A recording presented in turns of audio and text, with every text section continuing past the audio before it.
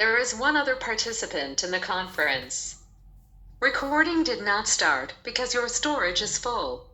Please log in and delete recordings or purchase more storage from your account. All participants are muted and they can unmute themselves.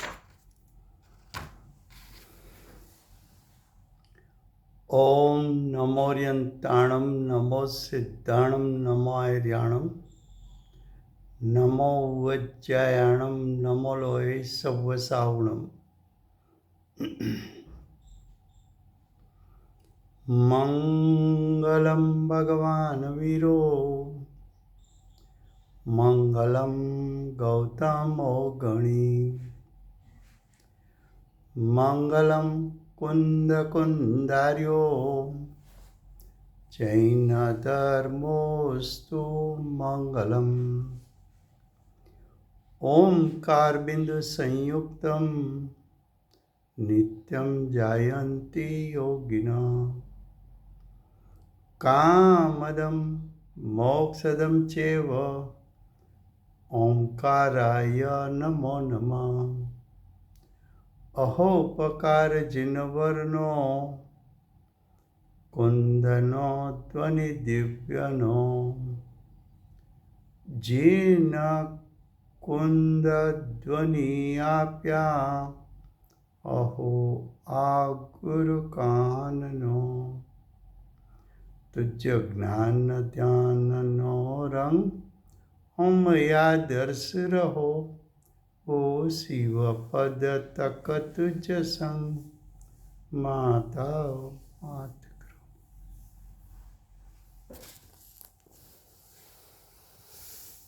इस समयसार नाम का परम अध्यात्म शास्त्र है।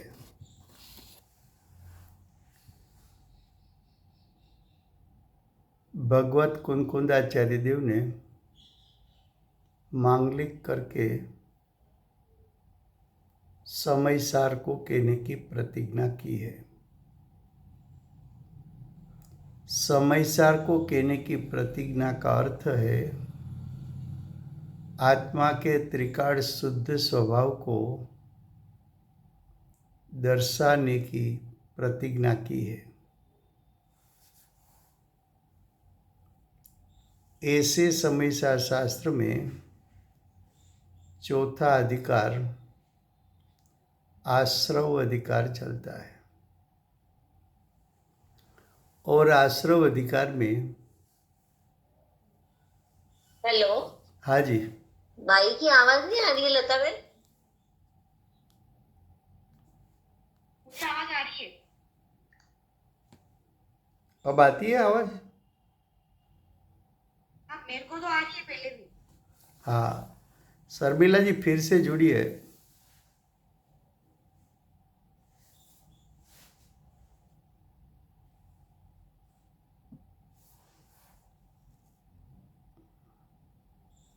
तो ये समयसार शास्त्र में आश्रव अधिकार चलता है। आश्रव अधिकार में गाथा 166 उसका भावार्थ। भावार्थ में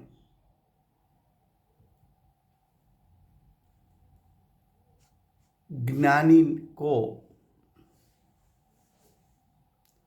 अज्ञानमयी भाव होता नहीं।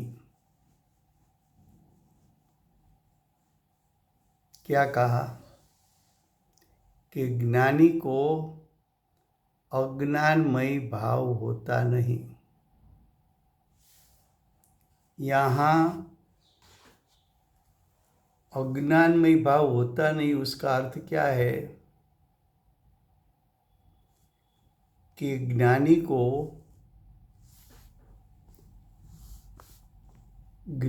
को मिथ्यात्व और अनंता अनुबंधी भाव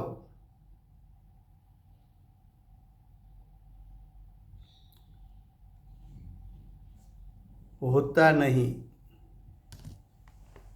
फिर से ज्ञानी यानी सम्यक दृष्टि, चाहे चतुर्थ गुणस्थान वाले हो, चाहे पंचम गुणस्थान वाले, श्रावक श्राविका अर्जिका एलक चुलक हो, कि छठे सातवें गुणस्थान पर झूलने वाले मुनि हो, उसको अज्ञानमय भाव होता नहीं। उसका अर्थ क्या? तो कि जिस भावों से अनंत संसार उत्पन्न होता है, ऐसा भाव होता नहीं। कौन सा भाव नहीं होता? तो कि अनंत संसार उत्पन्न होता है, ऐसा भाव नहीं होता।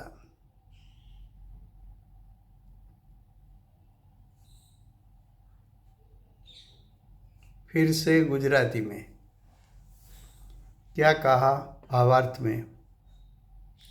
ज्ञानी ने अज्ञानमय ભાવ હોતા નથી. એનો અર્થ શું? કે જ્ઞાનીને એટલે સમ્યક દૃષ્ટિ જીવને, જ્ઞાનીને એટલે પંચમ ગુણસ્થાન વર્તી શ્રાવક શ્રાવિકા અર્જિકા એલક ચુલક ને, જ્ઞાનીને એટલે મુનિરાજને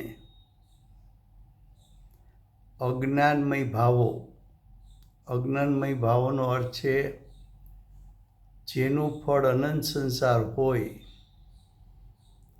એવા ભાવો થતા નથી. કયા ભાવોનું ફળ अनंत संसार है? कौन से भावों का फल अनंत संसार है?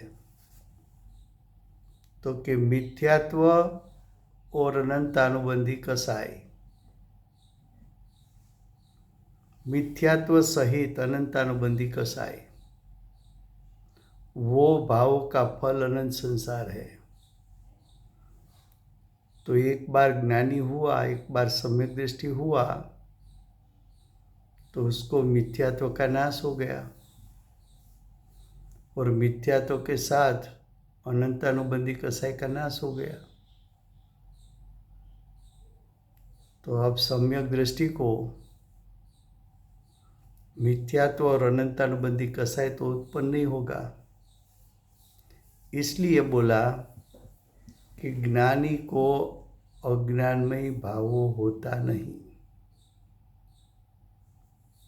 अब आगे, अज्ञान भावों नहीं होने से, अज्ञानमय भाव नहीं होने से राग द्वेष मोह, राग द्वेष अनंतानुबंधी का राग द्वेष. कौन सा राग द्वेष? अनंता अनुबंधी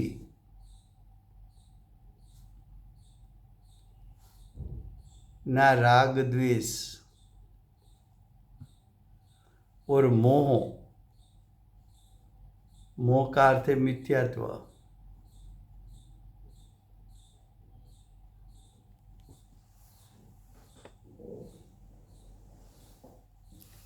तो अज्ञानमय भावों यहाँ किसको कहा? तो कि मिथ्यात्व सहित अनंतानुबंधी कसाई, उसको अज्ञानमय भावों कहने में आता है. तो कि वो तो सम्यक दृष्टि को नहीं होता, श्रावक को नहीं होता, मुनियों को नहीं होता. अर्थात आश्रवो होता नहीं।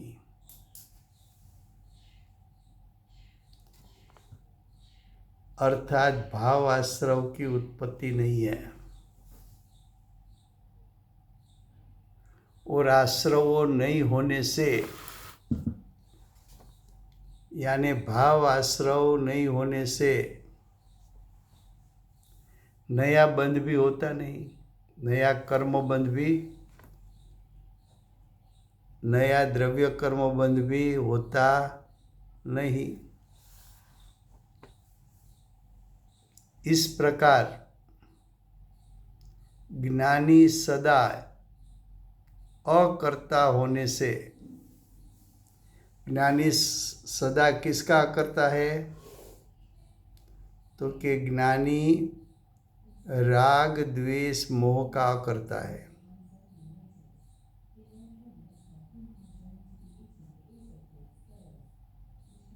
ज्ञानी किसका करता है? तो कि राग द्वेष मोह का करता होने से। अकर्ता का दूसरा नाम क्या है? तो कि ज्ञाता दृष्टा। तो ज्ञानी सदाई अकर्ता होने से, तो अकर्ता का अर्थ है तो ज्ञाता दृष्टा। तो ज्ञानी सदाई कैसा हो गया? तो कि ज्ञाता दृष्टा होने से नया कर्म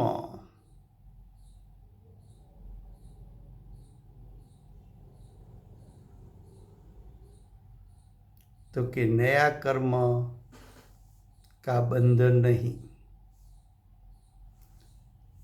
तो नया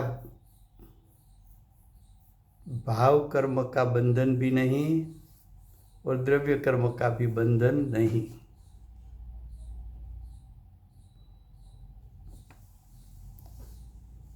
और पूर्व बंधा हुआ जो कर्म, पूर्व बंधा हुआ कर्म का अर्थ है सत्ता में पड़े हुए कर्म।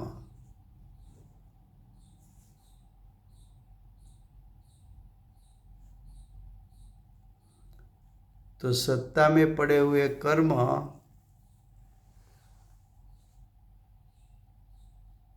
उसको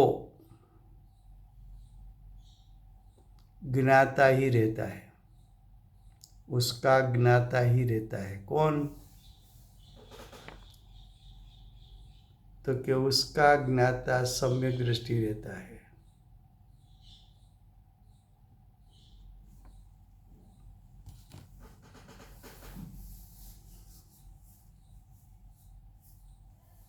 फिर से गुजराती में पढ़ते हैं, पहले एक एक शब्द,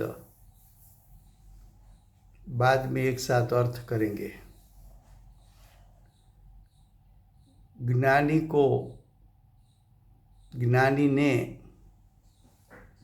अज्ञानमय भावो होता નથી।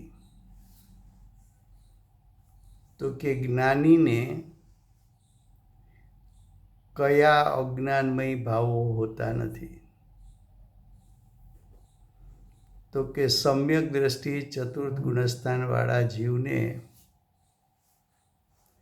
अज्ञानमय भावो એટલે મિથ્યાત્વ સહિતનો રાગ દ્વેષ નથી, મિથ્યાત્વ સહિતનો અનંતાનુબંધી કસાય થતો નથી।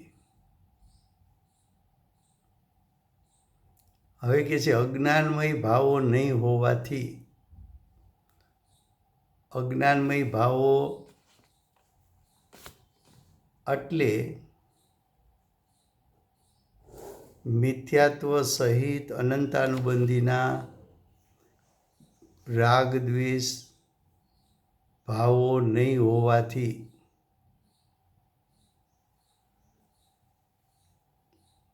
કાંસમાં લખ્યું છે અજ્ઞાનમય રાગ દ્વેષ મોહ અર્થાત આશ્રવો હોતા નથી। અજ્ઞાનમય ભાવ કહો, એને આશ્રવ કહો,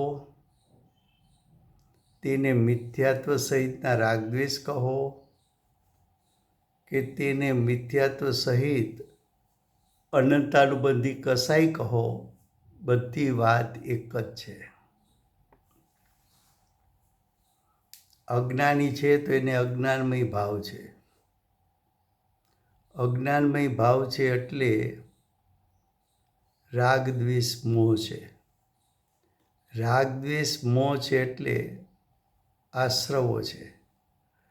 આશ્રવો છે એટલે મિથ્યાત્વ સહિત અનંતાનુબંધી કસાય છે. પણ અહીં તો જ્ઞાની લીધા, તો જ્ઞાનીને અજ્ઞાનમય ભાવ નથી, માટે એને રાગદ્વેષ મોહ નથી, માટે એને આશ્રવ નથી, માટે એને મિથ્યાત્વ સહિત અનંતાનુબંધી કસાય નથી. હવે કે છે આશ્રવો નહીં હોવાથી જીવની સત્તામાં ભાવ આશ્રવો ઉત્પન્ન જ ન થયા. જો આશ્રવો ઉત્પન્ન જ ન થાય